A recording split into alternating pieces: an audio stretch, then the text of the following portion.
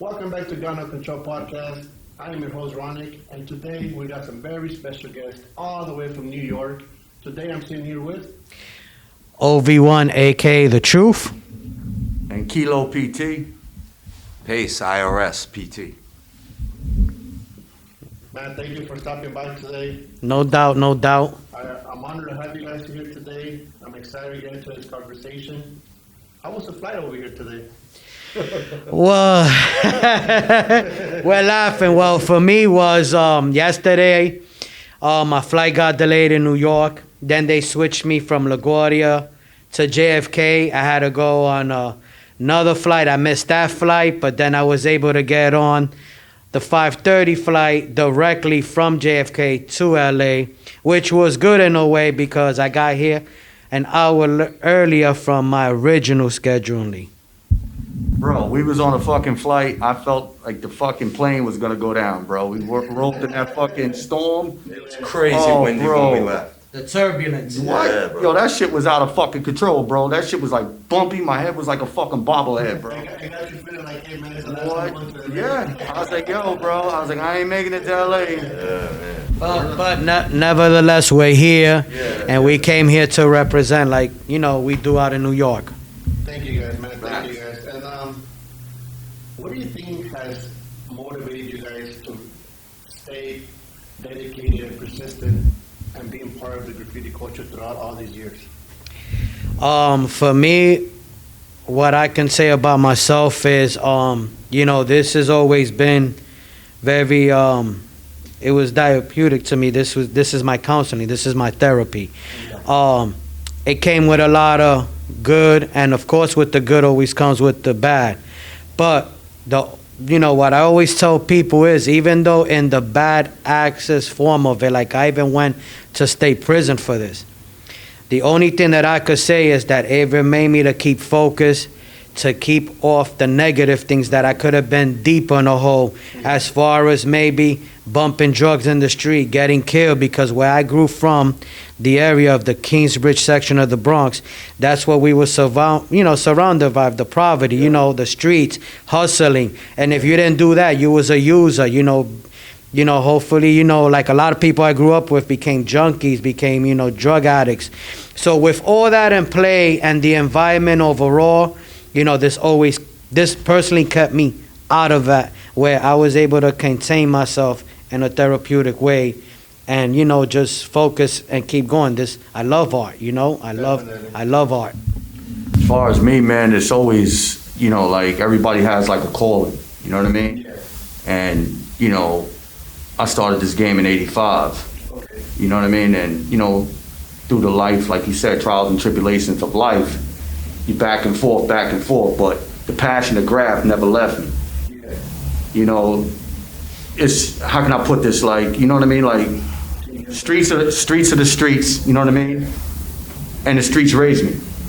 But you could have took other places when it, like you look at the streets, like, yo, I could have went that route, I could have went this route. But going back to the calling, my drive and passion was always the art, was always that rush. You know what I'm saying? To bomb, to rooftops, to trains, or whatever. It just always drew me back to graph. Okay. You know what I mean? It was that passion. Yeah, bro. It was that Like that. drive. Yeah. And it's like that rush. And then when going from that rush to like, yo, we doing the legal wall. And then certain heads would be like, yo, Keith, slow down. Like, you painting too fucking fast. I'm looking behind my back. I'm thinking police is rolling up. I'm not used to this legal shit. You know what I'm saying? But I get it. There's different dimensions to this game. Yeah. But it still drives me back to that rush. I'm making it now, but I gotta make it nice and crispy. I'm sorry, go ahead. Yeah, I Pace. feel the same. I feel like if I didn't get into graph, I could have went down a different path, Yeah. So it definitely was a savior for me too. Yeah, fact. For sure, just being there, doing it myself, staying away from people, getting busy, that kept me going. It's why I'm still here. I'm 50 years old and and I'm still here doing it. So yeah. It shows how much you love this. Yeah, bro. Yeah. It's a lifestyle. It's not something you do to be cool or just be part of something. And also, when we live that way, like we have expressed, it's also to find a self-preservation of our identity as well. You know what I mean? That's another thing that I pursued. You know, I started in '92, and here we are, 32 years later. You know, still going. You know, and again, it was all about pursuing an identity for yourself as well. And to take a quick pause, brother, I want to kind of put some clarification to the audience, because some audience don't seem to understand how dangerous it can get in such an environment. The Yes. things that a child has to see, witness, live, and be part of, it's not something very friendly, you know what I mean? And to be able to shift from that, and find something that you love so much that can make you be like, nah, man, I'm good. I'm over here. It's something amazing. And I feel like that's why I love graffiti so much. I agree with that because I came from an abusive parents. Yeah. And no matter how much trouble I got in, when mommy came out para darte una pela with the correa, you know, with the belt whippings, you know what? I was still able to, even though get in trouble in those ways, other than dealing with my parents, the authorities, you know what? This still kept me going. For whatever reason, like it took me to strive that pain just to keep doing what I love to do, which was the graffiti. Like in my household, like growing up as a kid, you know what I'm saying? Like my grandma's lived up in the Bronx and my mom's lived in Spanish Harlem. So I would come up and that's how I got into graph. I would look at trains, not knowing my uncles was bombing the trains. Yeah, my uncles put me on, you know what I mean, to the graph game. My uncle used to write Puma from the 5 line.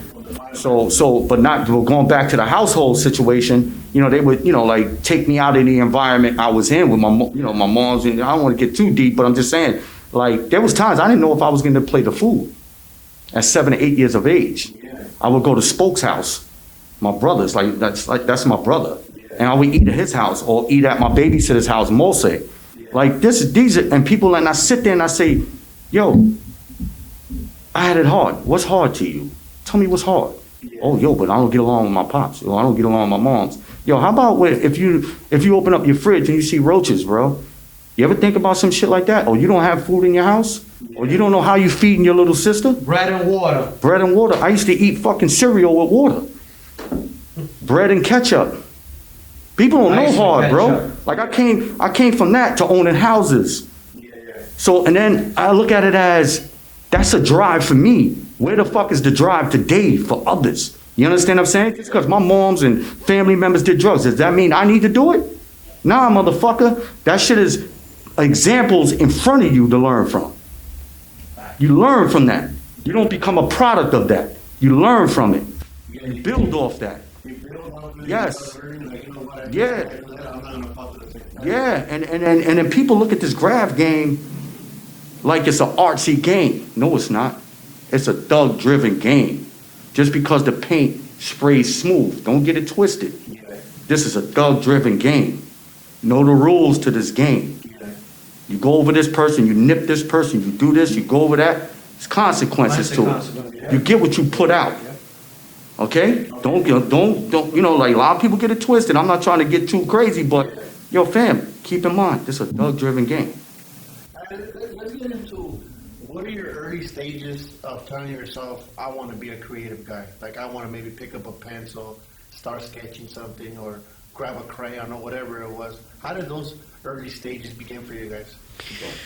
Well, for me, it started in the section where I was at in Kingsbridge. Okay. You know, you had the most legendary writer, Tracy 168. So Tracy 168, rest in peace, God bless him.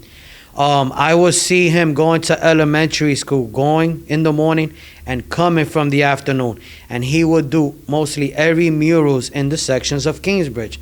So when I first saw that, and not to mention that my block, my neighborhood was KD driven at the time, you know, Cope 2 was the leader of KD. So a lot of the members there were down with Cope.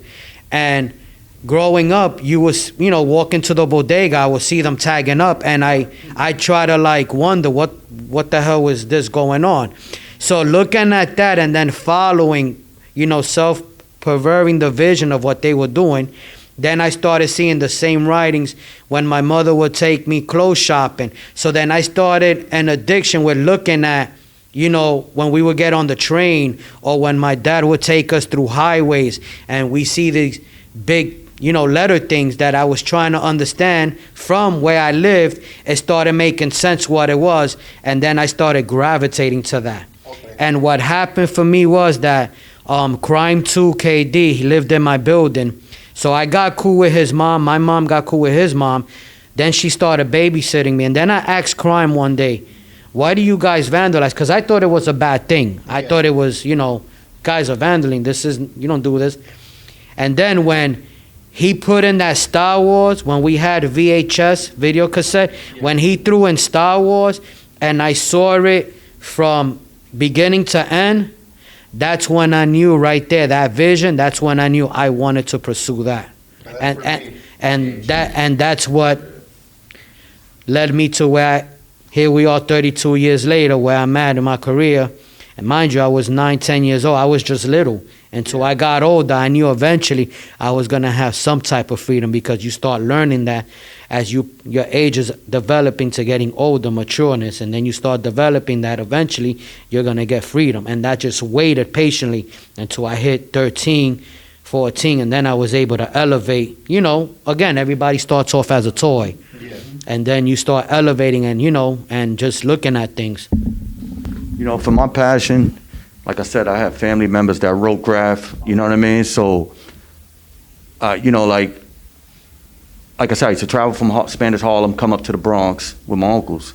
And I used to always just look out the train and seeing whole cars from Dero and Shane 125. You can see it like your window? No, I'm on the train. I'm looking out the window. That's funny, not to cut you off, but when it's funny, not to cut you off, Kilo, but it was funny because when I started visualizing train, I remember I saw the Luigi character on a train. Yeah. And that shit got me, and the Donkey Kong. I don't know who did it, but I remember I would see it here and there because I lived by the 1 train and the 4 line. I don't know which line it was, but then that like triggered me as well. Yeah. So for me, it was just, for me personally, I felt like I was born to be a writer because I carried that so many years. But continue, I'm sorry. That's all good. And it was like, yo, and I'm riding the train, but I never knew, like, how the fuck? I'm like, how they doing that? Like, how they doing that? Yo, the trains are dope. And then when I saw a whole car top to bottom Vulcan, I was like, yo. And, you know, and there's so many underrated writers that don't get to shine because there's clicks and there's circles in this game. You know what I mean? Who did this type of bomb and who killed the lines, who kinked the lines, yada, yada, yada. Yeah. But as far as the passion and getting so, I was like, yo, how did he do that? Yo, how's this and how's that? And then I would stay the weekend and my uncles would go out on Saturday night, Friday night. I'm like, where the fuck they going? Like, yo. So one day I was like, I heard the can shaking. I'm like, yo. I was like, so I went up to my uncle. I'm like, yo, where you going? Yo, you going to write? Yo, I don't even think I said right. I said, I think you going to do the art or some shit I had said. You know, I didn't know if it was called graffiti. I didn't know what it was called. You know, I'm 11 years old. So I'm like, yo, he's like, shut up. I said, yo, take me with you. You know, the little 11-year-old kid. I said, yo, you don't take me with you. I'm telling grandma. Oh, you, what? He said, yo, wait till I come back. Wait till I come back. I'm like, yo, but come on, you know? Let me go. So then Sunday morning, we get up, and he's like, yo, come in the living room. Grandma went to the Ave. Come to the living room. I come to the living room. He pulls out the Subway art book. Okay. So he's like, yo, you like this? This is called graffiti. This is what we do. We go out at 2 in the morning. We go to Esplanade layup. We do what we got to do on the 5 line. Boom, boom, boom. He said, but you got to pick a name. I said, what do you mean I got to pick a name? He said, yo, I can't take you. You can't write your government on the train. Yeah. You got to pick a name. So he said, yo, look through the book. Look through the book. So I look through the book. I'm going through the book. Boom, boom. Yeah. I like Kel 139. Okay.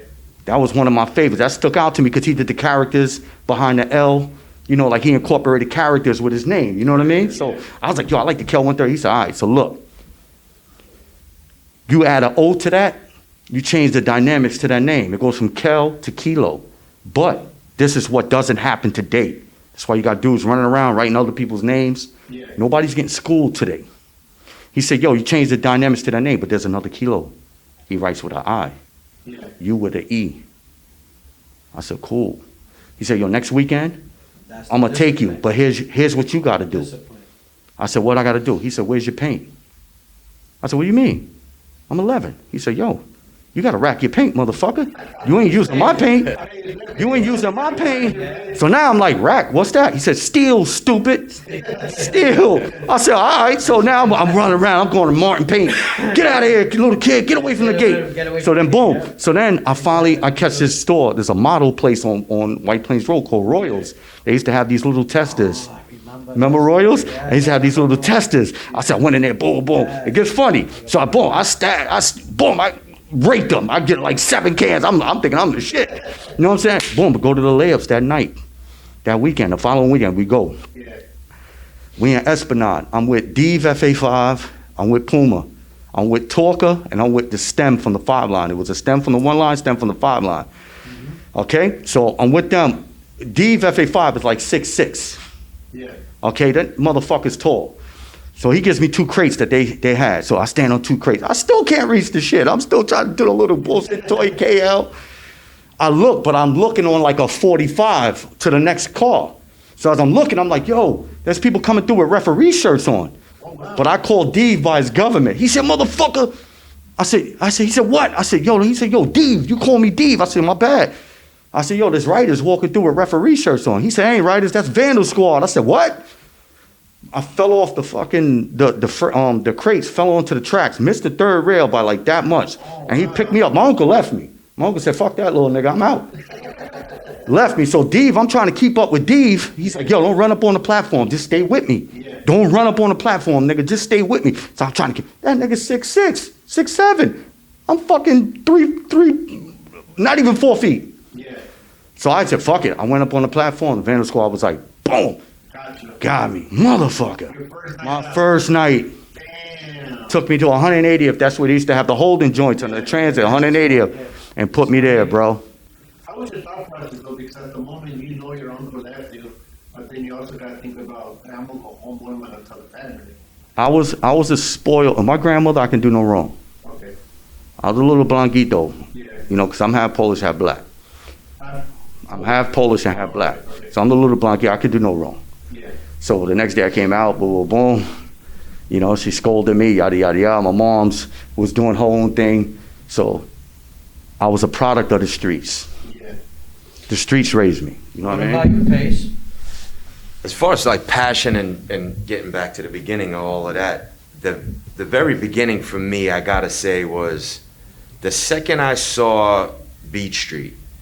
Like for like a lot of writers, it's just I felt Beach Street. I got so into that movie and that culture of it. I said I need to be involved in that. Yeah. At that time, I was living in New Rochelle, and there was a lot of writers in New Rochelle at that time.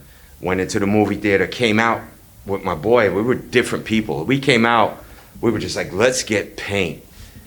Go ahead. Pace, clarify Westchester because a lot of people sleep on Westchester. You know, people used to say, "Oh, it's only 5 boroughs," but they never want to include Westchester. But yeah, Westchester County. So introduce Westchester as you was elevating and got into this. Yeah, so Westchester's right outside. You know, you got New Rochelle, Mount Vernon, Yonkers, White Plains, all of those areas that are right outside of the Bronx. So at that time I was in New Rochelle, a lot of guys were writing. There was a guy that used to do tags. He used to write Cult, and he used to write with this guy Reich, Colton Reich. Their tags were everywhere, and I just felt like, I was a kid, I was like, but I want to be that guy. Like, I want that to be me. And, so we went out, we got some paint. I think the grand finale for me that really engulfed me was, like Ovie said, Star Wars, man. Like, the first time I saw that, I felt like this is my calling, and then that was it. I just kept moving from there. And it was a way to really escape, like we all had our shit that we dealt with. And for me, being alone, throw on the Walkman, the little old school fuzzy little, and just, hit play and just walk and bomb. It was an escape for me, and from there it just elevated, and here we are now. Man, it's just, to look to the past and look into the future, it's just such an amazing thing to be able to say, like, you know what, I was there for that. You know, I was part of it. A lot of guys would say I was there, but were you there? A lot of, like, real quick, a lot of dudes in Westchester, bro. You had Vet, you had Cess, you had John Wayne, Ken, Boston Road. Like, you had a few, IMOC dudes, Yes Too. Yeah, a lot of guys came out of there, man. Yeah. I mean, the 238th Street Bridge was like a Hall of Fame at one point, man. I used to love going up there, bro. What? That place was inspiring like a motherfucker. For real. And, you know, to clarify what you said, you know, like you said, you have a lot of guys that do fake the front and say they were there, but they wasn't really there. Because that you have, it's like a circus media, especially in New York. You know, I'm not going to get into names where they say, oh, they rocked this in the 80s, they did that. Yeah, it's a difference when you observe it. That's fine and good. But don't say that you put in the work, but then you can't produce no pictures. Because when people say, yeah, I rocked and did this, okay, but where's the pictures? You know, and not only that, this is a community where people, at that time, we didn't have internet, we didn't have none of the social media. Yeah. Everything was observed of what you saw with your own eyes, with your own two eyes. So, you know, there's a lot of that voltage clout chasing where people say, yeah, I was there, and they can name a lot of shit, Yeah. but they didn't put in the work. Gotcha. You know what I mean? They didn't put in the work. Yeah, like I said, you could, like right now, you could see 50 red buildings and be like, yeah, I remember that, but don't come and say that you was part of building the structure. You know, it's a difference. You know what I mean? Like coming out, was there kind of like a procedure in coming out? Like, obviously there was already writers before you guys, right, that were established in the city. Coming out as a young child, a young kid, trying to enter this world, was there like a procedure, like maybe, hey, you gotta get your tag first? Or, Yeah. and then You started like that. I tell people this all the time. You didn't start out with colors, bro. You started out trying to learn your name, whether it was tagging or whether it was straight letters, bubble letters. You started with style. Yeah. See, today a lot of people hide behind colors, Yeah. and you know what I call it? I call it Tracy Morgan. You know what that is? Remember when Tracy Morgan got hit by a Walmart truck Yeah. and he was fucked up? No disrespect, I don't mean, you know, but that's how some of these dudes' letters be looking. Oh, okay, I see what you're saying now. But a person that doesn't know graph, doesn't know letter perspective, or look at the shit because the oranges is blending into the whites explosively, and the blues and the color shit. Yeah. Oh, that shit look dope. What's dope about it? Oh, the colors. But look at the letters. Like, we're going away from that. Whether it's an anti-style that Ghost started, or, you know, a lot of people can't do that shit like Ghost. You know what I mean? Yeah, you know what I mean? A lot of people can't do that like him, bro. Like, focus back to perspective, man. Look at your letters. You know what I'm saying? Look at your style. That's what we was brought up upon, you know, style. You know, that's why I tell some of these guys, and he could tell you, some of these dudes, Clark Fly ID put me on like 6 solids.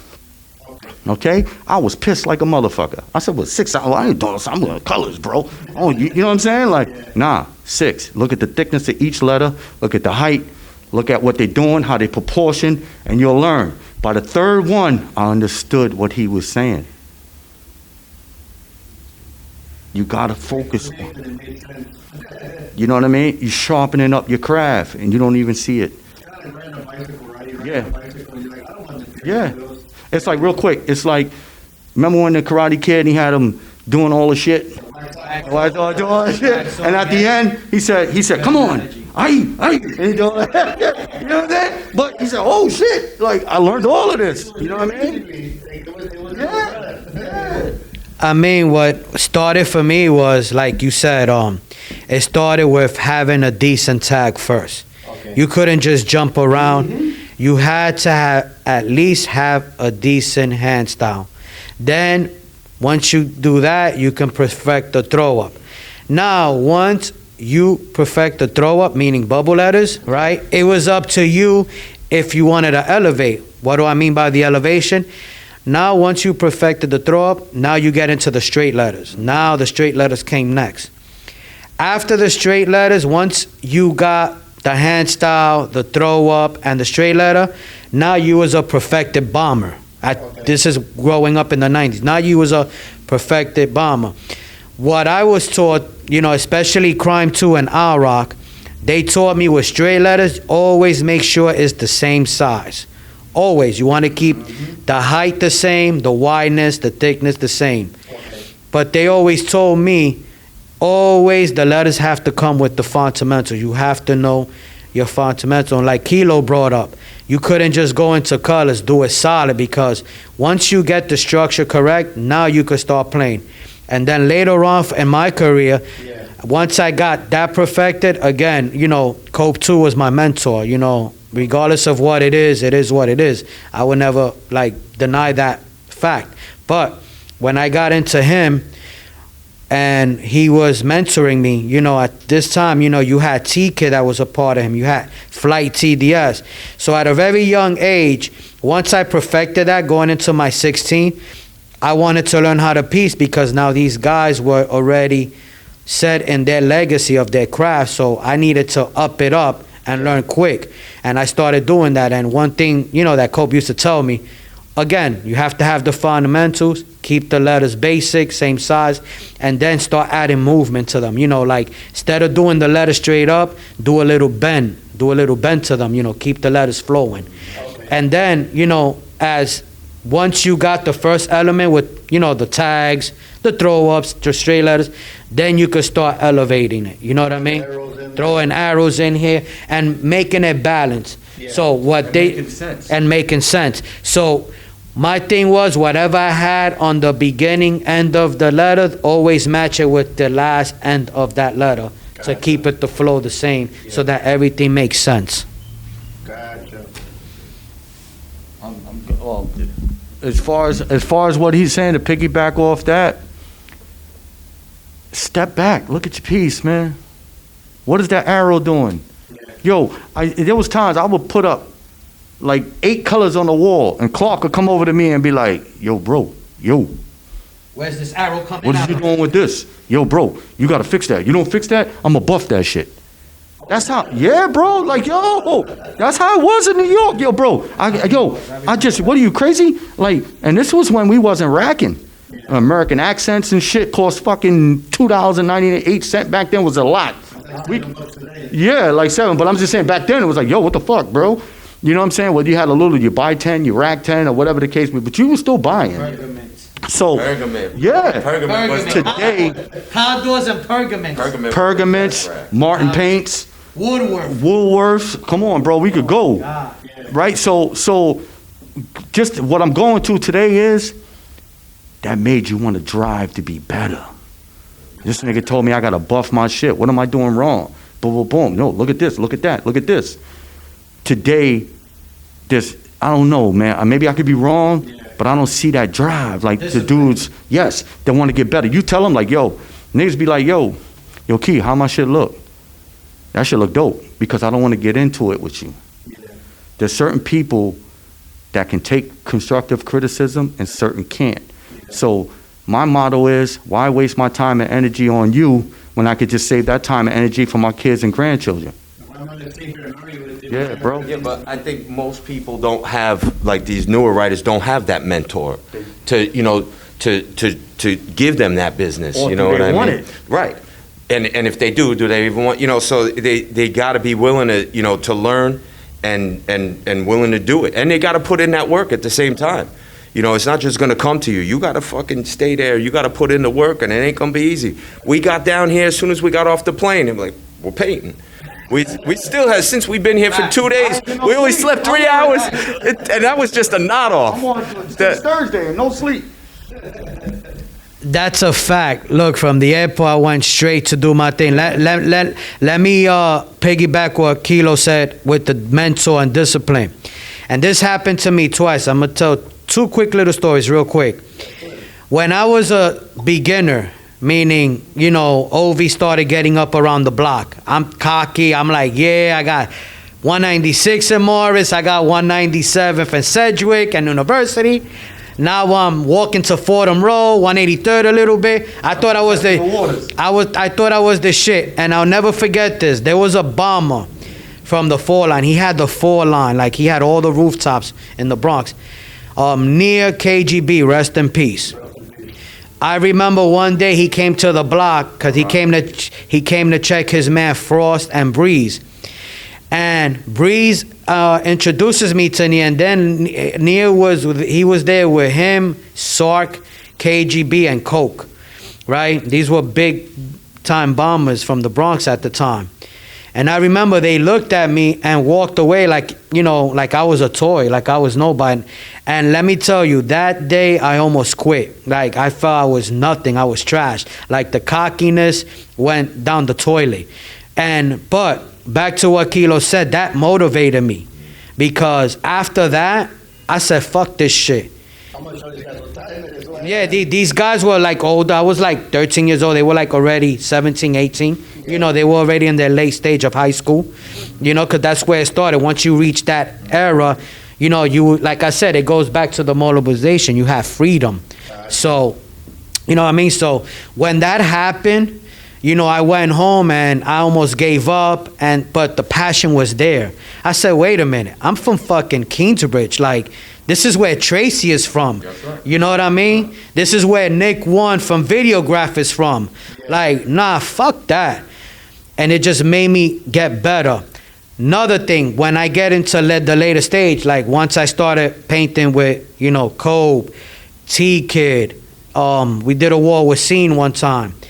There was a time that Flight TDS came up to me, and he told me, like what happened with Kilo with Clark, you know, and Flight to this day, God bless him, because I admire him now.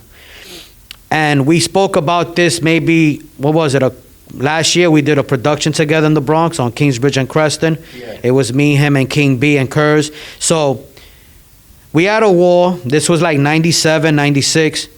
And he comes up to me, he goes, dude, your shit is fucking whack. What is this? This doesn't make sense. And I'm thinking, yo, my shit is coming out popping. He got in my face and said, why don't you just fucking quit? You're whack. Oh, I remember that day we almost bumped heads. We almost got into a fist fight. I felt like shit. I almost ended up quitting again. I said, you know what? Fuck this. I'm going to stay with the bombing. You know, this is right when I was getting into the clean train movement. I want to take a quick pause what you're talking about that for the viewers. When he says he almost quit, it's because how much you admire what they were doing, not because you were soft. Because some guys would be like, "Oh, this guy is soft." It's not being soft. No, I'm gonna clarify that. So, keep talking. So what happened was that after he did that, right? After he did that, you know, we didn't talk for a while. Started painting. Then I started stepping it up. Yeah. So back to what I was saying, when we painted last year and I said the story because there was people there and I was like, yo, Fly, remember the time you cursed me out and called me saying my shit was whack? You know what he came out and said? He goes, but look where you at now. Now you could burn me and your shit is fucking popping. Yeah. When he said that to me last year, I said, wow, it was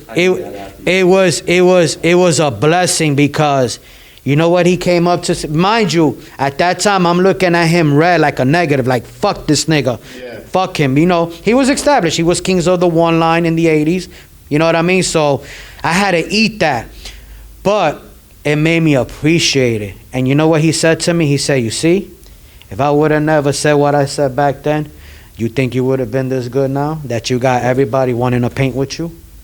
You know, I appreciate I did that for you. So when he said that, it was just like the love was connected right back to each other. And it made me feel like, wow, you can never take no one for granted. Even when you think, you know, the current of the ties are high for you, but guess what? It made me humble myself. And because of him, that discipline that Kilo was talking about motivated me to get better. And that's what we need a lot of now. And we don't have that. We don't have those mentors no more like that to give us that drive, to give us that learning. It's okay to be horrible. You know, everybody starts horrible. All right. It's okay to put some up on the wine and someone tell you that, hey, that's horrible. Keep working. What I take it as if they're going to see how far you're willing to take it. Yeah. Like, right. If I'm going to break this dude down to build him back up, let's see if he's capable. Let's see if he wants to be here. There you go. Do you really want to be here and do this? I always was told from a wise lady, which is my grandmom's, God wouldn't put you in the predicament you in if he felt you couldn't, you weren't built for it. Okay, so you take that advice, bro, and that'll keep you going. Because this game today, like he said, there's times I see the youth, painting like little image, He can't, yo, Kilo, what do you think about? I think this, because I see the youngin, his passion for it is humble. You know what I mean? And when you humble in this game, you're gonna have the OGs to cater to, not to, how can I say that word? They're attracted by that. You know what I mean? You're gonna bring them in. You're gonna draw them in because they like, yo, shorty gonna get nice. I said that about him. I met this little mother in a pizza shop with me and Sir back in the days, bro. And Sir reminded me. He's like, yo, he used to drive us nuts. This, that, and the third. And it was before 92. Yep, 91. Okay? 91. And he used to drive us nuts because we used to have little moments, you know what I'm saying? Because Sir's pops owned the pizza shop and he would go out and get shit. But Sir's pops was strict, bro. He didn't fuck around. So we had little moments. Say, yo, all right, we're gonna hit the 230th Street Bridge. Yo, what you got? I rack silvers. I got this. Hey, this motherfucker. Yo, come. I'd be like, yo, this motherfucker, go play the game. Go do something over here. But this nigga, and I said, yo, and Sir was like, yo, this nigga be driving me nuts, Key. I said, yo, but this nigga gonna get nice. I said, watch. And then one time I think I was at the Meeting of Styles in Jersey. Clark bring me back out to go paint. And I was with Erotica and my boy Lobro. I even seen Lobro come up. Lobo, Lobo. He's out here in Cali. Shout out to Lobo. Yeah, what up, Lo? So yeah, he's out here. Tattoos out here. Yep. So I'm painting. Here this nigga come.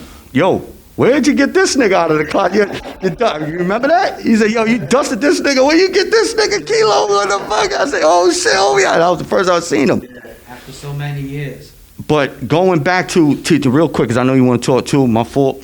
But going back to teaching these kids, the problem today is the dudes above us are too busy beefing over shit that happened 50 years ago instead of teaching the youth. You not teaching the youth, you showing the youth your true colors. So the youth today in the graph game is running around ragged. So any chance I get to see a writer that's humble, that wants to learn, I'm going to teach him. Yeah. But if you an asshole, when you ask me how your shit look, and it can look like it got Tracy Morgan, I'm like, yo, that shit is dope. Because you get what you put into this game. You put out this, you get it back. You put out positiveness, you get it back. You put out negative, you get it back. This is what it is. That's pretty much what I was gonna say. And that's kind of like what I was saying before. It's how important it is to have that mentor.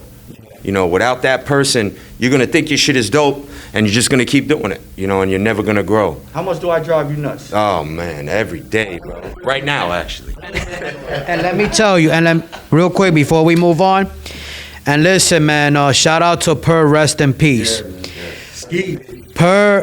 Per One FX, Ski. We just lost a great one from Puerto Rico, Ski FX, rest in peace. But one thing, even now that I'm at the stage I was in, even the last couple of years when Per was alive, even him, I started learning certain things, little detailings that look like a little, how it's nothing, but it's all powerful. Right, it looks like, not so much that, it looks a little like overwhelming, there you go, but it's not, it's simple. And he would tell me, Ovie, clean this, sharpen this. So Per taught me how to really sharpen shit up, man, because he was like the master of that. Everything was neatness. There was something off, yo, Ovie, clean this up, tighten this, form it like this. Same thing with Kurz, my boy Kurz, that's another mentor of mine, Kurz FX. You know what I mean? So, with all of these people, individual and Serve, FBA, him too, so with all these people growing up with, definitely made me who I am today, and I'm very grateful for that.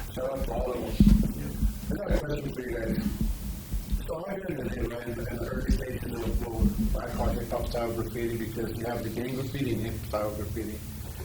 gang culture was very big in LA in those early stages, where you kind of had to watch out where you were at, or gang members there. Territory. So, did you guys go through that back home in New York? Me personally, as a bomber, yes, because even in the 90s, it was very territorial. Okay. You didn't see, like, you had the Bronx, had Brooklyn, Manhattan, Staten Island. So you didn't see a lot of cats hooking up with guys from Brooklyn or Queens. Okay. You know what I mean? So it was like free fall for everyone individually. A lot of the things back in them days was that the crews, they stood with each other. You know, and even in the Bronx, if you was from a certain section, they didn't get along with the other side of the Bronx. So it was very territorial back then. So it was the same play back then too. The only thing is that crews were more united with each other. So, you know, like I remember the HR, the Hard Rock crew versus the UW crew. You know what I mean? So you had that going on back in them days. You know, so it's no different from what it was then. But the difference was back then, it wasn't a lot of knives or gunplay involved. It was more you fought with the hands. Okay. Then after that, you lived to see another day. And was it territorial thing over gangs? I'm gonna tell you right. I'm gonna break it down to piggyback off what he's saying. It wasn't just gangs. It was blocks. Like you had, like I used to jump on the train to Jackson Ave. I used to with 20 belows, the Timberland 20 belows, and I used to put the 2.5 in my boot. Word up. I used to put my 2.5 in the boot. Because bombing back then was real street bombing. You take the train, you get off the, 25, 10-shot 25. I used to keep in my boot. You get off that train and you walk in blocks. But here's how it gets deep, like you said, with like gangs and all, but it was more blocks. You going through a block just to say it's your UW block, or say it's a HR block, or TNG block, right? You have dudes on the block selling drugs, getting like this, boom, but they know Ovie. They know Ovie right. These niggas don't right. These niggas out there with the hammer. They got the Musenberg inside the garbage can. They got the green tops, the red tops over there. Crack, I'm talking about getting, right? So they out there. So here you come, right? Look, I'm walking through. Yo, I'm good. Yo, hold up. Yo, son, where the fuck you from, nigga? Yo, you on my block. They don't have nothing to do with graffiti, but they know Ovie. They know certain niggas on the block that write graffiti. They don't want you writing on their block. Oh, I remember I got chased from Westchester. Word up. They don't want you on your block. They're going to fuck you up. One time Westchester Project chased Yeah, Remo. this is what I'm saying. Oh my And they God. have nothing to do with graffiti. Like 20 people. They have nothing to do with graffiti. Yo, 20 people throwing like 40 bottles. Yeah, bro. Like, yo, what the fuck, man? Y'all niggas don't even I write. still remember. I was like, Get the fuck off, bro. Don't be running on, bro. Yo. Like, yo, nigga, like, you don't even write, B. There was no street artists back then. Nah, no There street. was just writers. Writers, bro. There was no street artists. That shit didn't exist. Word up. And then it's crazy because in the era all of us was writing, this is the era where Bronx and Queens was warring. Brooklyn is No, but I'm going a little earlier, like 80, like when KRS-One came out with The Bridge Is Over. Okay. Yo, bro, Before, okay. I ended up in Spofford for writing graffiti. And you had niggas in Spofford from Queens, what is Brooklyn. Spofford? Explain what is Spofford. Spofford is a youth detentional center. juvenile. It's like a jail for youth up until 16, and then you go to Rikers Island. See, okay, yeah, so I'm in there, and they put me in the Queens part because they knew I was from the Bronx. So all the Queens niggas in there, 13, 14, 15, like, fuck y'all Bronx niggas. This. And then you're Blanquito on top of that. Yeah, so I'm like, yo, what? Whatever. But it was war, bro. Like, it just... And then, hey, you factor in the graph part, you go on to other niggas' blocks and this, that, and the it's a wrap. I've had niggas jump on rooftops, B, and turn around. It's like 30. I don't really get too much into that, but I had like 30 niggas around me, bro. And I'm over here acting tough, like, yeah, what up, nigga? I'm sick. And I looked, and I said to myself, live and fight another day, because I had a drop to the roof. If I would have swung and missed, and it's the one night I didn't bring my 2.5. So if I would have swung, and he would have got the drop on me, I was going 30 feet over the roof, 30 or 40 feet drop. I'm dead. You know what I'm saying? These are the shits that people, like I said, it's a thug-driven game. Yeah, speak, motherfucker. Nah, you pretty much captured everything there. You know, But this was over just like you being from the Bronx and you're from over here. It was over just that. It was over that. Hip hop shit factor in. You know, one more thing I'm a factor in too. Back in them days, there wasn't spots because there was so many graffiti bombers. Yeah. It's like you was destined. You had to go over somebody. Everything was just flooded. So you had to go over somebody. And 9 out of 10, when you went over somebody, not only did you go over him, but now his whole crew, you're going to have beef with them too. Now you got a war. Because it was just to get up, you had to go over people. Straight up, you had to go over people. Can I say something to that? The 80s was dope. Yeah. The 70s had their run, and their era was their dopeness. 80s was dope. 80s to me was kind of hard when it came to the technology of the paint. Yeah. You had Red Devil, you had American Accent, you had Rickles paint, you had Rust-Oleum, Safeguard, Krylon, touch and Safeguard. tone. And yo, bro, Touch and tone, you be on a wall or the rooftop, and you'd be freezing your ass off up there, and you'd be blowing on the wall. No drips. Like, yo, but seeing part of that era to the 90s era, to me, the advancement of graph, the people that was bringing shit to the table, the paint, the creativity, FX came along, Fly ID came along, COD was stepping it up, FC was stepping it up, TDS started stepping this shit. Like the night Tatch crew was always Tatch crew. You know what I'm saying? But I'm saying the level of thought, like, yo, I'm gonna incorporate this character. I'm gonna have him taking a sledgehammer, busting up the rocks, and the rocks is gonna be my name. Yeah, like the 90s era to me was to see where it went was my golden era. You know what I'm saying? So like the advancement of graph, bro, other levels. Then you had the Germans coming in. They was coming in here, bro. Spa bar spray paint. Yeah, bro, and it was like, yo. Then different caps. I'm like, what the fuck is this cap? I remember the fucking Liquitex. What the fuck is this? Break down the caps. How? Yeah, you had Liquitex, you had Niagara's. Then they came in with, you came with these then caps. I used to have to make caps. I used to have to make caps. Shave them, split them. Like, yo, the advancement to where graph from then to now, like, it's like, yo, and then you got different dimensions today. Remember that, Kilo? You got the... Yeah. Yo, bro. Oh, this shit is fat, but I'm wasting paint. I'm on a rooftop with my partner, Sir. And, yo, we just finished smoking weed, and we did a job, like, at a fruit market or some shit like that, doing sheetrock. We didn't know what the fuck we doing, 15, we didn't know what fucking building shit. And we jumped, he's like, yo, fuck that, let's go bombing. We went up on Seatown rooftop, pitch black. He can't get the black to work. He's like, yo, I'm gonna punch a hole in this shit. I said, nah, don't do that shit. But we fly. Like, we just bought mad gear from Jew Mans and shit. So he like, nah. I said, you don't do that shit. That shit gonna go crazy. Yo, bro, all I hear is boom. I turn around. He's like, yo, I feel like I got paint on my face. I said, yo, stop. I said, yo, bro, stop. He said, yo, tell me if I got paint. So I said, yo, go to the street light. Let me see. That nigga had mad paint. You know what I'm saying? But that, the level of paint, you know what I'm saying? You didn't have to do that today. You know what I mean? Yeah, man, and even back then when you racked your caps, right? Yeah. You try to save them and get as much use. I used to get a jar of paint thinner, turpentine, and I would dip it right in the jar and let it sit for 2-3 days and then blow it out and redo it because you had to make usage of your caps. We didn't have that until the Germans came, and then now you got caps all over. You could order them online 100 for like $20. So that was another thing we had to, Do you think that helped the culture as far as like having so much stuff to pick from? Or do you think it was better the way it was from the beginning? Well, I mean, you have your goods and bads with that. I mean, me personally, it's an advantage because let's say if something was to happen, I know how to go back to old school ways, Yeah. But now, in a way, it did help it because, when people paint, you have the advantage now. You have caps. You have colors. You even have people on YouTube showing you what it does, how it writes, how to use it. Yeah. We didn't have that. We had to learn from scratch. So, it's a give or take in that aspect.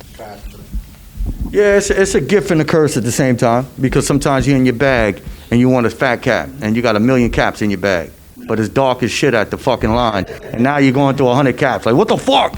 Like, yeah, but I'm just saying, but it's a gift and a curse. It happened to me last night. I was, what the fuck? Where this shit at? Bro, it's dark. I avoid that because I have two different caps. I have the fats and I know what the thins are. You guys coming from an era where, I mean, obviously social media wasn't even a part of the culture, right? It was more of like, you gotta actually go see it or mail something out or take some pictures, maybe a magazine. Yeah. Yeah. But it has become today with the social media such as Instagram, Facebook is so much forward. How do you guys feel about that? Do you guys feel that that brought some type of value to the culture, or do you think it kind of took away from the authenticity of it? I think 50-50. Okay. I think 50-50. I think it works for some, not for others. Yeah. You know, back in the days, you didn't have it. So either you had to know per T-Kid, certain dudes was painting over there to go see what they was doing. Yeah. You know what I'm saying? So if you didn't have a whip, son, them niggas is like all the way down Westchester, Westchester Ave. How you getting over there? There ain't no, you know, you're gonna take the train down like 125th, take the 6 back up. Like it was a lot, and people was doing it. But I'm just saying, today you don't have to do that. They're going, yo, we painting over here. But you gotta know the role. Just like there's cameras all over the place. Where you gonna pull up with your face showing? You know, you gotta know the role. You're gonna show your face on the joint, then hey, it is what it is. I mean, for me, in a way, give or take, to me, it's a little bit diluted with the social media. I'm gonna explain why. Because now, example, right? You can have a writer who comes out. He can paint the same wall right here, and you won't think it's the same wall, but it's the same wall. And he's posting it on social media like, oh, look, another spot.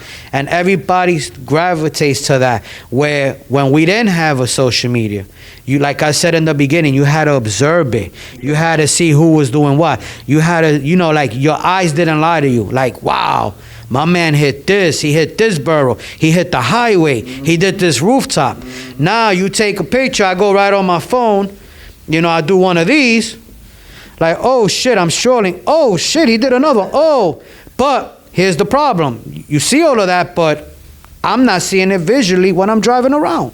So, you know. It invites too many posers. Right. You know, that's the way I see it. It invites too many posers. You know, they're not out there putting that work in, but they're acting like they are.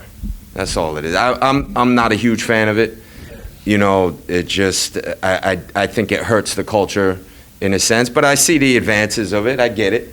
But I'm just, for me, I don't like it.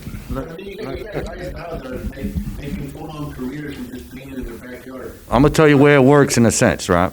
I was in a certain yard in New York, right? And a certain person called me, like, yo, Key, yo, man, niggas got raided in there. 4 dudes got bagged. Yo, stay out of there. I was like, I was just in there this morning. Like, what the fuck you mean? He's like, yo, word? Yo, you got an angel over you. So going to social media, I don't have everybody's number. So I reached out to this dude, DM, yo, stay out of the yard. He reached out to that dude, stay out of the yard. He reached out to this dude, stay out of the yard. Yo, stay out of the yard. I had him come, take like 4,000 cans out of my house. Because I know they got pictures of my shit. You know what I mean? So I'm like, yo, I'm on a step ahead. But through social media, the DM, the word got out. Nobody went in there. They were sitting in there laying for people. That's why I said it's a 50-50. It's how you use it as a tool. Now you want to get in there and start fronting, yo, I'm tough, I'm this, I'm that. There's going to be somebody to check you. Whatever's in the dark comes to light. Definitely. But I mean, how do you got guys, right, that are doing like courses, like you go on YouTube and learn how to do a piece? Yeah. So do you feel like it's taken away from the value of like you gotta get it from the ground up, you gotta be out there? Hell yeah, for sure. It's basically what we broke down earlier with the principle of it.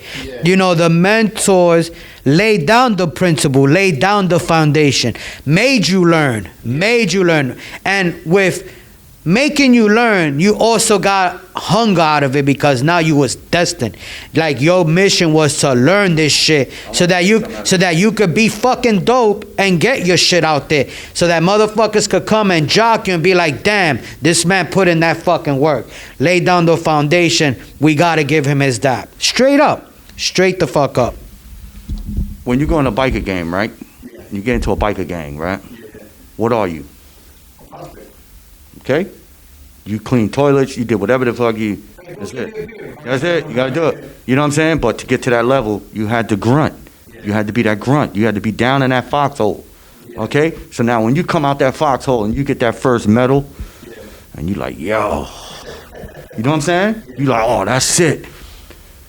That's what's taken away. You don't appreciate it because it just was handed to you. It's like a spoiled kid. Work for that shit. I'm not giving it to you. No, you're going to work for that shit. So now when you first get that whip and you pull off the lot, you're going to be like, yo. You know what I'm saying? That's what it's taken away from. You know what I'm saying? And then it goes back to what we talked about earlier, what this game is about. No one's teaching you. Yo, don't go over that dude. You know who you went over? You went over something. Now you got problems.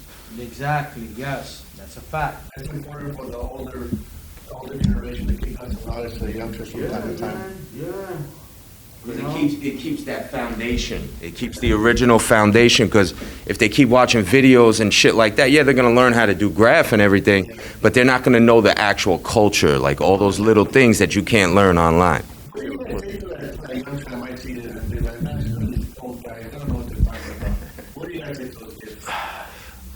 You gotta, experience is the best teacher. Yeah, absolutely. Experience is the best teacher. You gotta go through it. I can't teach you. You gotta go through it for yourself. I could tell you there's $1 million across the street. You know what's your first thing you're gonna tell me? Oh, that can't be. Until you walk across the street and catch $1 million.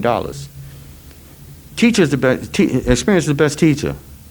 You know what I'm saying? These kids today, it's rough. I get it. I'm not saying they ain't have rough childhood. They ain't grow up rough and this, that, and the third. Teach his own. But the one that's humble is the one that's seen a lot. Gotcha.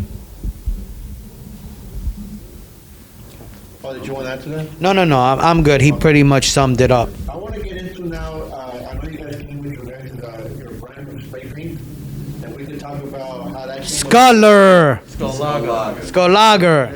how the name Skolager. Skolager. Skull Lager.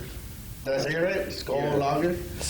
So if we could get into like how the name came about, how the idea came about and forward. I went with Skolaga because, as you know, we pirates. Skull's part of piracy. Okay, lager is like beers, comes with a lot of flavors. You know what I'm saying? So, paint flavors like beers. We drink beers.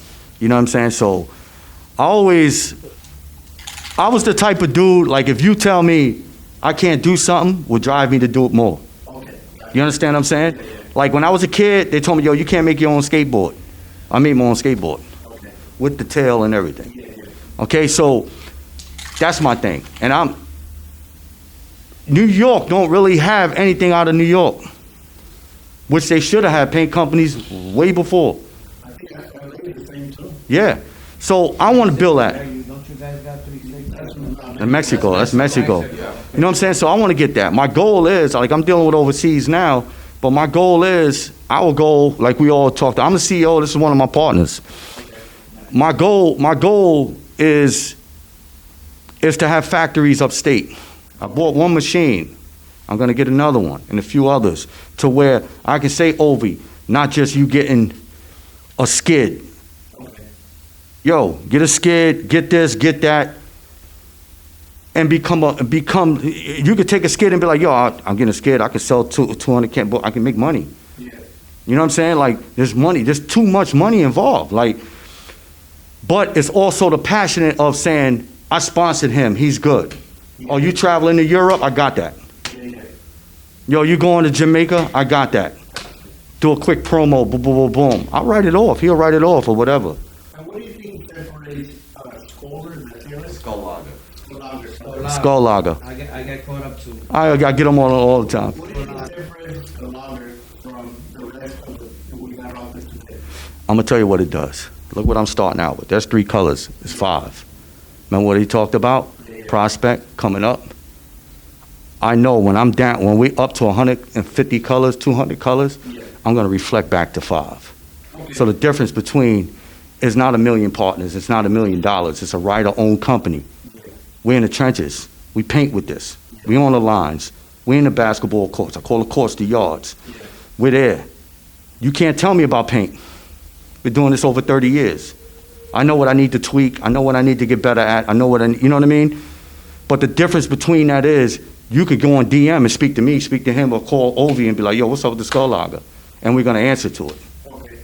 we're using the paint. and we're using the You paint. know, we're writers, we're making the paint, we're using the paint. That's what separates us. And for anybody that wants to buy the brand, where can they buy the brand? You could DM me, DM Pace. Okay. You know what I mean? It's all like underground street level. You know what I mean? Is it worldwide or just the state? Not yet, just state level. You know what I mean? We want to keep it here first. I want to keep it here. You can't, like Timberland didn't come out with clothes until they manufactured boots, till they perfected boots. So now if you see a shirt from Timberland, you're like, gotta be good. Their boots are good. So I'm gonna buy the shirt. We gotta, you can't rake someone else's backyard without your yard not being raked.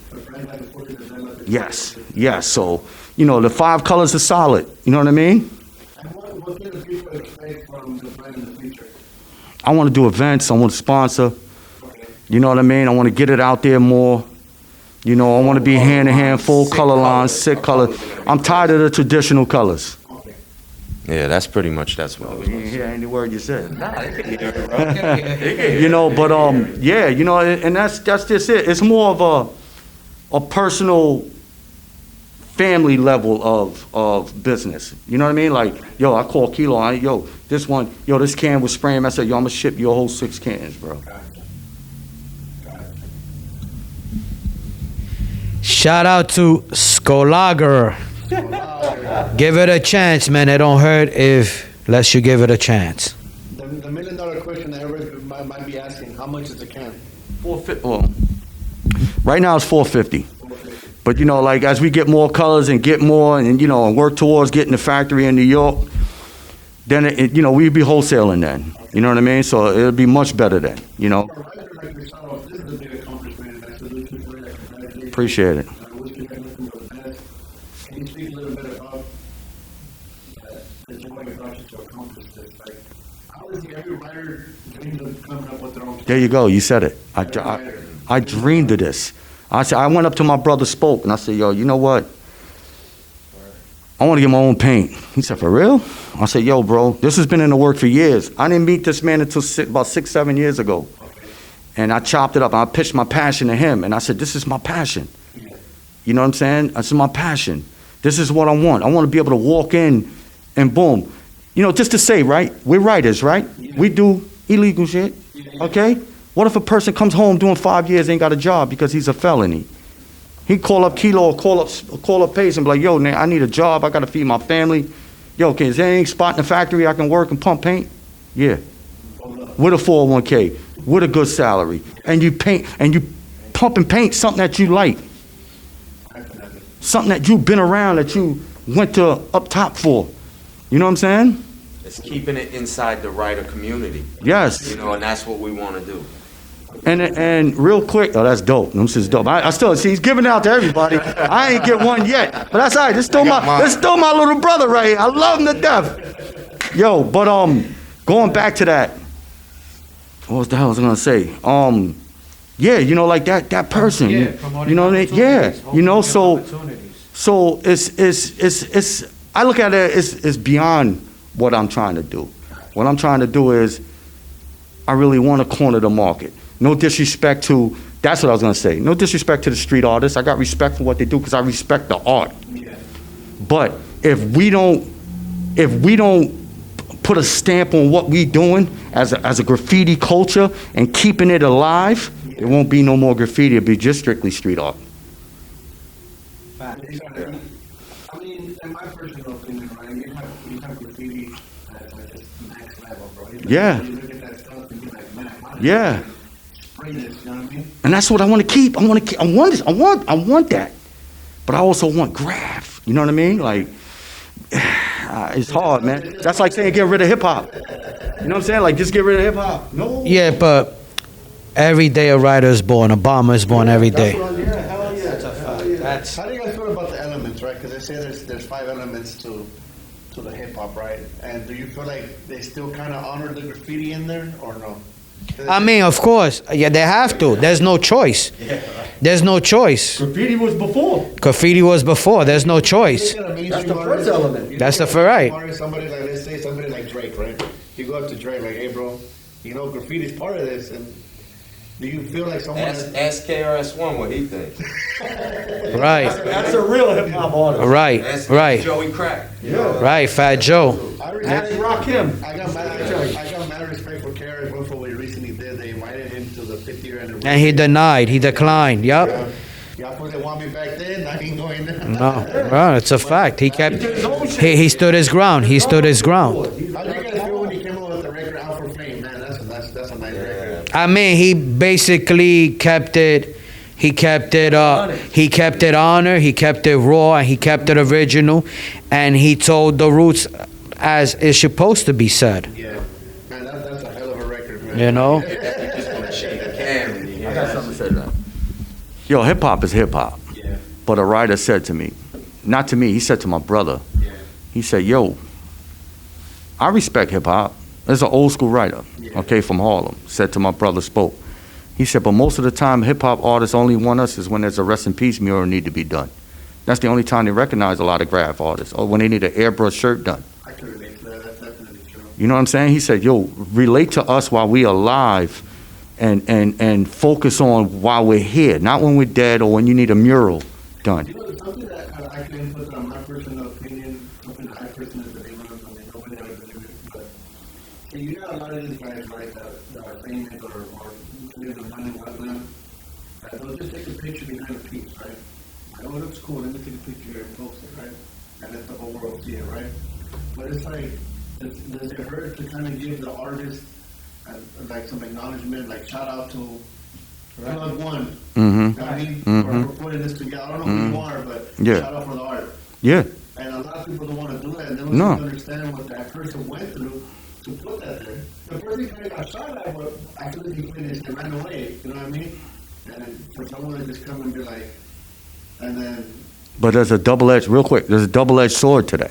yeah, Look what happened with TAT and J-Lo and them in the video. They drove by in the commercial and filmed TAT's joint. Oh, yeah? You want to film my art without my permission? You're getting sued. Yeah, and they had to pay. And they had to pay. So there's a double-edged sword to that, so people got to be careful. Give him a shout out, like, Yeah, but even though he could have been like, yo, you just filmed my joint and made movies, made a damn near movie off my shit, You can't make money off of somebody else's product. yeah. you know? That's his product. How do you go about that, right? So if it's put there illegally, right? How do you go about suing somebody? Is that possible? Well, you have to make sure that your name, your establishment is, copywritten, you know what I mean? To the point that now you're certified as a company, so anything that poetics that, you will catch a lawsuit, you know what I mean? Because You don't even need to be copyrighted. you don't even need to be copyrighted? No, because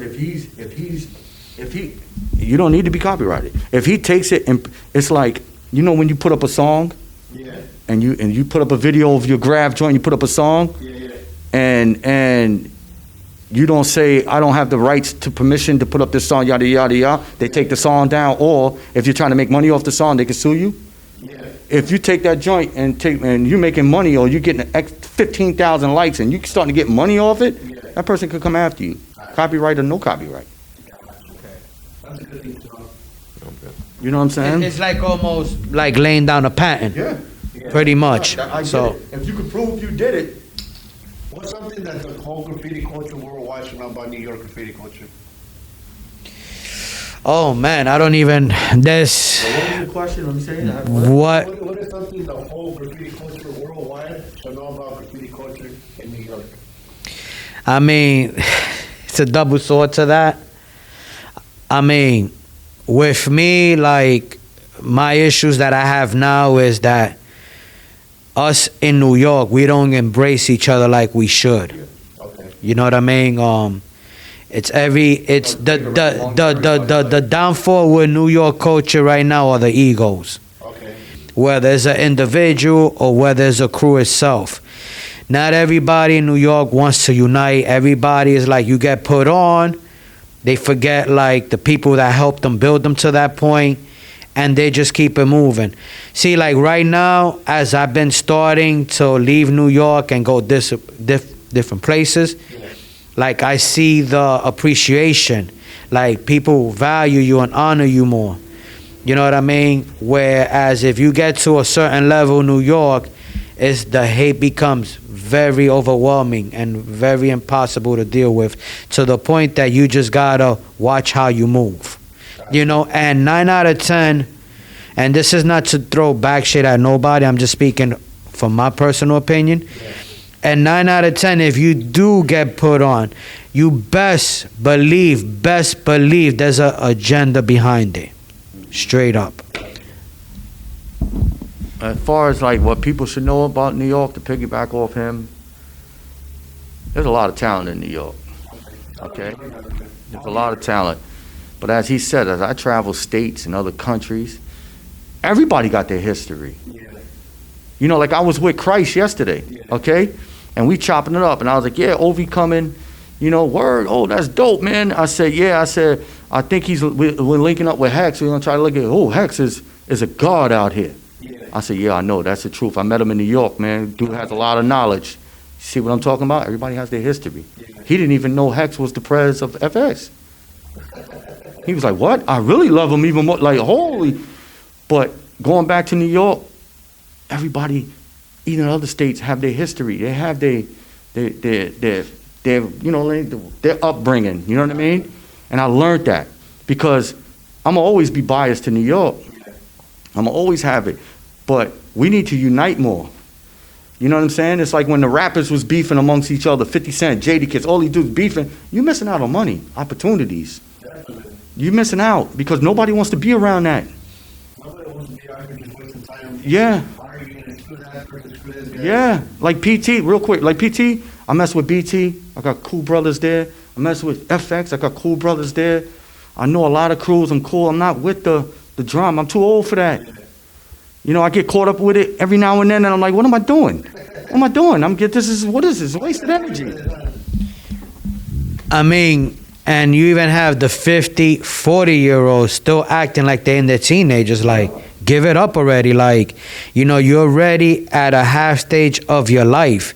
Enjoy to be peaceful and try to give back. Like, right now, you have 20 and 30-year-olds that act more mature than these 40 and grandpas that still want to act like they're fucking tough. Like, you know, give it a break. Like, you know. Gotta enjoy life over here. Exactly, man. Exactly. And listen, and after my mother passed away, God rest her soul, you know, I started like trying to define and change my ways in life to be a better person as best as I can. I mean, granted, you don't change everything, but at least you tweak certain things. And the one thing is to recognize your mistake, to be better at it, so that you can apply it and, you know, have some type of growth and filter down to the youth, because, you know, it comes to the point that the young ones are the ones that are looking at us to see where we're at, and they're going to keep it alive. I got one question for every single one of you guys. Ready? Shoot. So you guys get called up. Hey, I need you to go to this massive battle next week representing New York. You're trying to take 4 people plus yourself. It's 5. Who are you taking with you? Oh, man. Any 4, well, including myself, but any 4 from New York? And it says top 5. You got to pick 5 individuals. No animosity, no bias shit. No, nothing. You got to go in there to burn and represent New York at the highest level. For me, it's Okay. It's the crew. It's anybody from PT for me. Okay. For me, The Michael was you said? Anybody from PT. It's just going to be all the crew members. If I had to pick anybody, it's going to be the crew members. PT, Pirate Tribe. okay, me, you got, wow, that's a good one. Cento. Put us on the spot, man. Okay, it's 4, right? It's 4, right? All right, so you say like Four. top notch from each. 4. Let's say 5. You got to pick the top 5. Like, hey, My top 5? I'm going to war tomorrow, and I got to put it down for New York. Who are you taking with you? Okay. From New York. They got to be from New York. Okay. You're in New York. Okay. Bio from Tats Crew. Okay. Bio? Bio. Okay. Cess, Wish for Cess. That's number 2. Serve FBA. Cento TFP. And one more, right? That's for one more. Wow. Kurz FX. Shout out all them brothers, man. Y'all put me on the fucking spot, bro. Damn, bro. What? Yo, bro. You get that? Oh, man. They just called you, hey, kelo, hey, you gotta go represent them or get your top 5. Let's go. All right, I got to really think. Hold on. Okay. Oh, man. Wait, Damn. this is not alcohol, it's alcohol. I don't drink, so I don't want nobody dropping a comment. All right, so, all right. Non-biased. Non-biased. Non-biased. Shoot, Kilo. I know you Okay. got it. Oh, man. I'm definitely going with bio. All right, bio. Bye. Okay, yeah, I gotta go bio. Is one of my favorites, man. That dude is a monster. Okay, bio. Sess is definitely in there. Okay. I gotta go with T Kid in there. T-Kid. That's what? How many? That's 3. 2 more. I definitely gotta go with T Kid in there because I seen him in bio battles. That shit was crazy. Shit.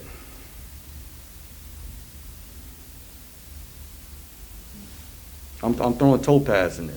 Topaz. Topaz. One more. That's full. All right, because I know what that man can do with characters and what he's bringing to the table. He's The bonkers. sword's like getting sharp as you speak. He's bonkers, bro. Oh man, and after that, One more. damn, all right. Damn, well, yo, bro. Oh man. Not include me. Somebody's gonna say it, so it don't matter. Top notch battle. Damn, One more. Let's go one more. this nigga just got one more. I don't know, man. So many out there, bro. Just one more. This motherfucker. Nicer. Nice. Good. Nicer from Tats Crew. Man, I would- Shout out to Nicer. That's my I would dude. love to see that. Right, because Nicer will come with the characters and the scenery. That's right. I should have picked Nicer too, but I should have picked Nicer I too, know what but me and Bio is doing with them letters. I know what TK is doing with them letters. And I know Bio I know Nicer can come with them letters too. I got 2 more questions for you guys before we get on out of here. last 2. Let's go. So one, if I could get it from each one individually.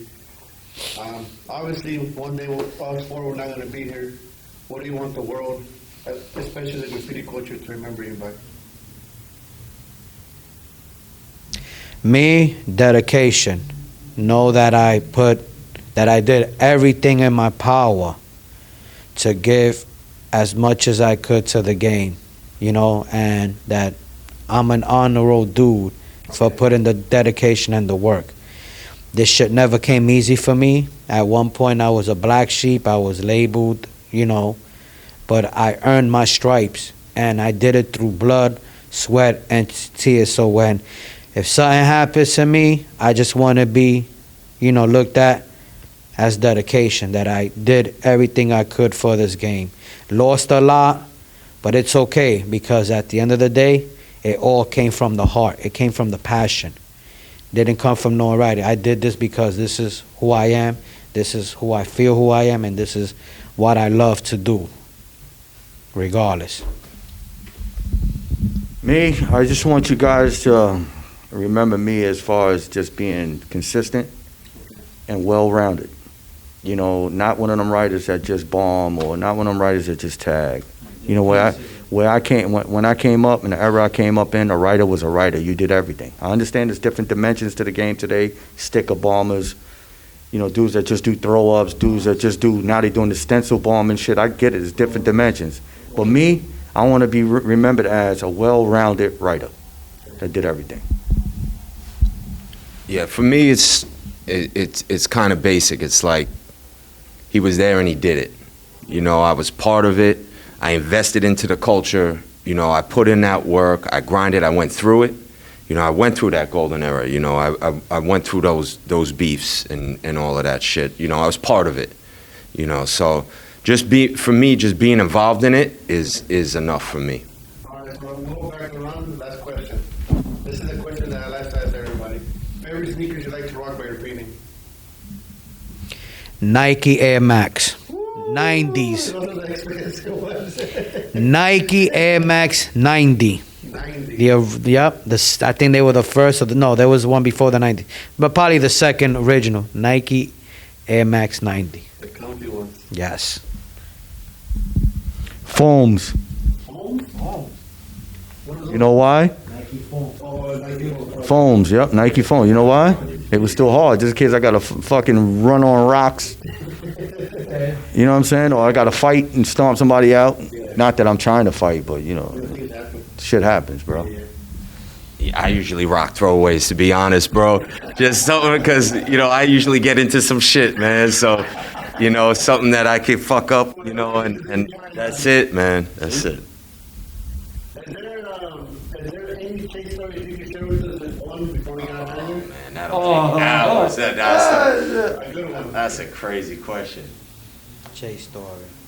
I got one. All right. I've said this story before. Okay. Let me see. I'll give you one. Okay. It was 1998.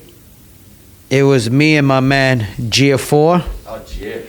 Gia4. Year 4. At the time he was rolling with me, and we decided to go to the Go Shot. I was taking him in to paint a clean train for the very first time. So I had these avocados that Kurz had gave me. I had a Krylon avocado and an epoxy avocado. Wow. And I wasn't going to use them, right? And I said, you know what? I'm going to bring them with me on a mission this day. The difference was with this mission was that I was going to try to do like a simple semi-washed on a clean train and try to do it within an hour. Yeah. 3D, everything. I never done that. Usually when I do like a panel piece on a clean train, I try to do it within, you know, half hour, 40 minutes tops, and I'm out of there.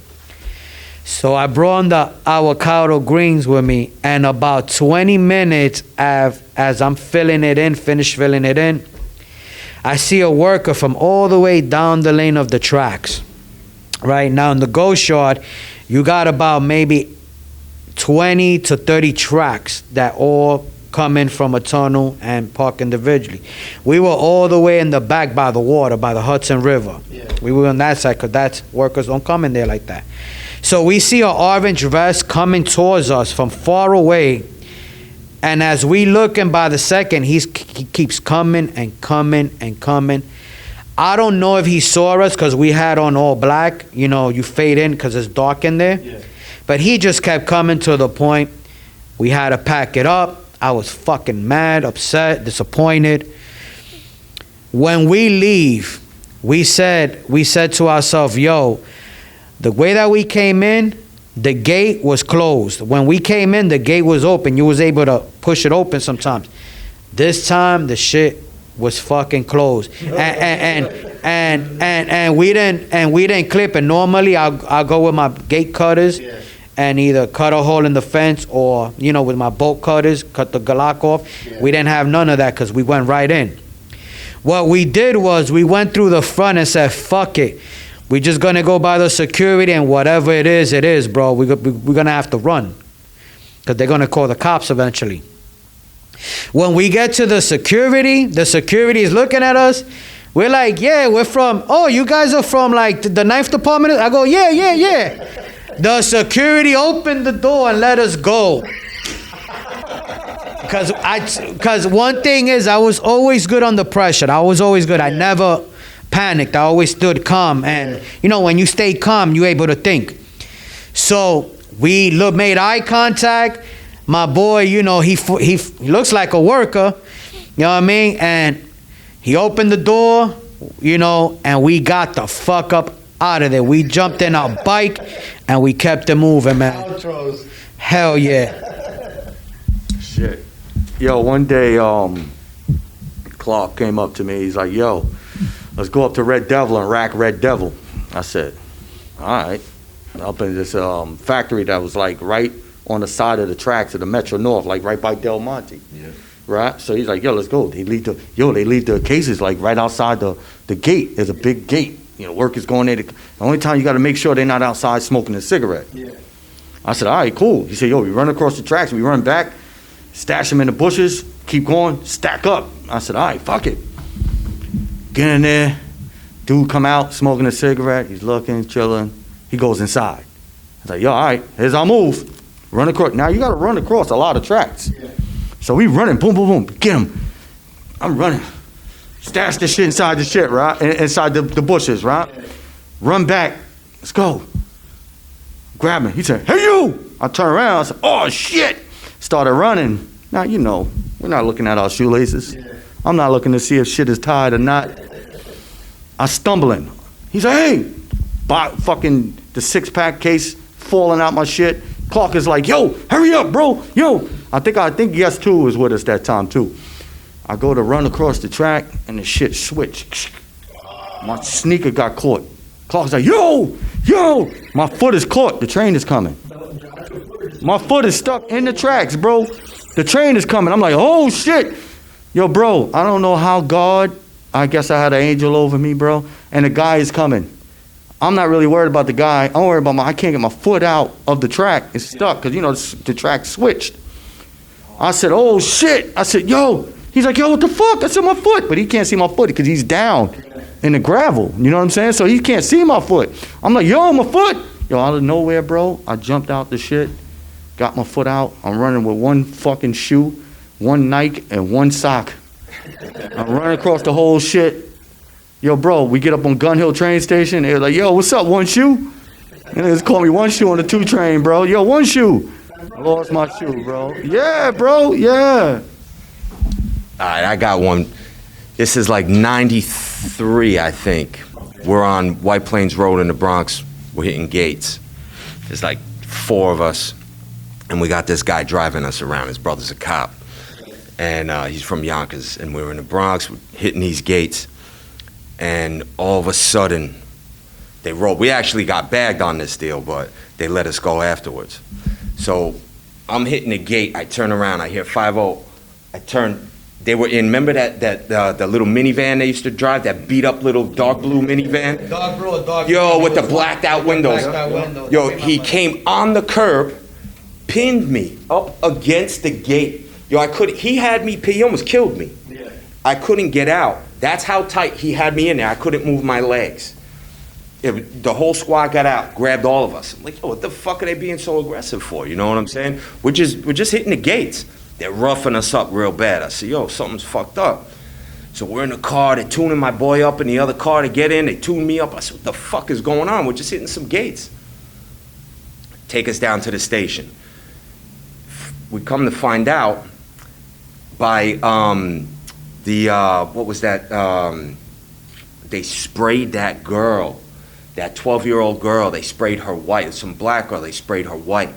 We were all covered in white paint. We were doing white throw-ups. They thought it was us. That was my block. Yo, they fucking beat the fuck out of us, bro. That was my block. The guy that was driving, who his brother's a cop, That was my block. they have a picture, you know, the printout of the kid that sprayed the girl. Like the girl gave a whole description. Albanian kid. Identical. Yeah, it was Albanian. That's my block. But the guy That's that my was block. driving us, identical. Like they showed me, they were like, that's them. We're cuffed to the table. And I saw it. I was like, oh, fuck, that looks just like him. He's crying. Well, again, man, I'm honored to have you guys on the podcast. Thank you for your time. I really appreciate you guys talking about it. And before we get out, would you guys have any shout-outs to the video? Yeah, man. Shout out to first of all, man, to all the fallen writers, man. The most recent, man. R.I.P. to Ski, man. The most humblest dude you ever gonna meet, man. Rest in peace. We lost a good one. And shout out to man ZC. Shout out to Got No Control. And shout out to Christ. Shout out to Dua. Shout out to Nike. Shout out to LA, man, because y'all niggas showed us love out here, bro. You know, showed us much love, man. And shout out to Deluxe. Shout out to everybody, man. You know, much love. Shout out to PT. Shout out to my wife, family, to all PT crew. Y'all niggas know who you are, who's repping. Love y'all, bro. First and foremost, shout out to the Lord Jesus Christ for, you know, giving us another day to be here with Out of Control. Shout out to Out of Control for inviting us.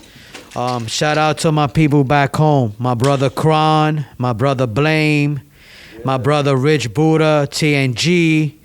You know what I mean? Shout out to all those guys, man. You're the reason why I'm still here. You know, and anyone, man, who's been by my side. My brother, Louis 167. Hard Rocks, HR and the crew, Hard Rocks crew. You know, we up here, you know, representing. And pretty much, man, definitely big and love shout out to Deluxe, aka Jay Bird, you know, for us, you know, allowing us to invite us out here and hit her craft and be a part of this culture. Real quick. Two more, man. And Dooms and TM, all y'all from, you know what it is, man. All love, bro. And my brother spoke.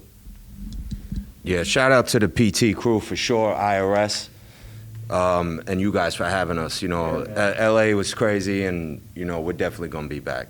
Oh yeah. And again, all the fallen angels that are not here with us, you know, rest in peace. Ski, like Kilo said, the most humblest. We lost a good one. And my culture of being Boricua from Puerto Rico, God rest his soul. You know, and anyone who's not here right now that meant something. God bless your souls, man, and just know that we live through you guys, man. Thank you so much. New York is in the building. Y'all want a part two? Drop 10,000 comments. I'll give you a part two. So next time, make sure you check out DownOpenShow.com. Check out the merch. I appreciate y'all's support. Peace. Peace.